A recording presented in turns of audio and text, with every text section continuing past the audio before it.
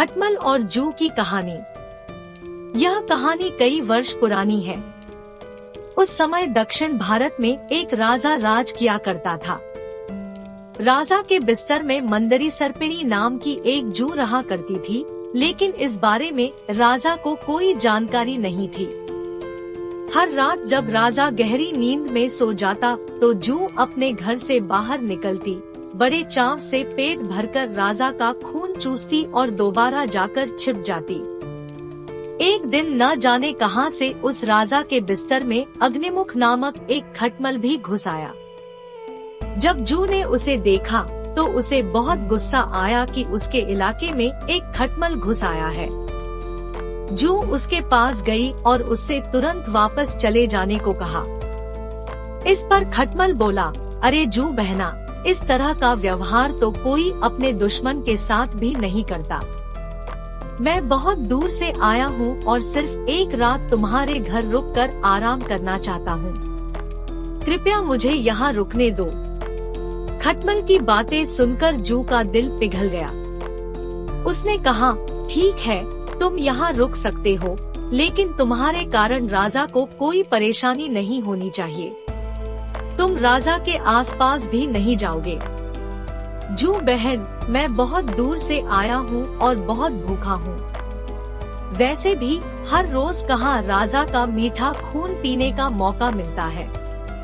कृपया मुझे आज रात राजा के खून का स्वाद चखने का मौका दे दो, खटमल ने विनती करते हुए कहा। जू खटमल की बातों में आ गई और उसने उसे राजा का खून चूसने की इजाजत दे दी।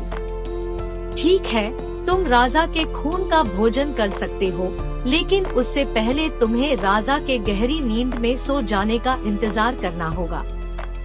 जब तक राजा पूरी तरह सो नहीं जाता, तब तक तुम उसे नहीं काट सकते, जू ने कहा। इस पर खटमल ने हाँ कर दिया और दोनों रात होने का इंतजार करने लगे। रात होते ही राजा अपने कमरे में आया और सोने की तैयारी करने लगा। राजा का शरीर बहुत तंदुरुस्त था और उसकी तोंद बहुत मोटी थी। यह देखकर खटमल के मुंह में पानी आ गया। जैसे ही राजा बिस्तर पर आकर लेटा, खटमल ने न आव देखा न ताव और सीधे जाकर राजा की मोटी तोंद पर जोर से काट लिया और फिर दौड़कर पलंग के नीचे छिप गया। राजा दर्द के मारे चीख उठा और तुरंत अपने सिपाहियों को कमरे में बुला लिया। राजा ने सिपाहियों को आदेश दिया, सिपाहियों, इस बिस्तर में जरूर कोई खटमल या जू है। उसे तुरंत ढूंढो और मार डालो। राजा के सिपाहियों ने बिस्तर पर ढूंढना शुरू किया तो उन्हें बिस्तर में छिपी जू मिल गई। उन्होंने तुरंत उस जू को मार डाला और खटमल बच निकला। इस प्रकार खटमल की गलती के कारण बेचारी जू मारी गई।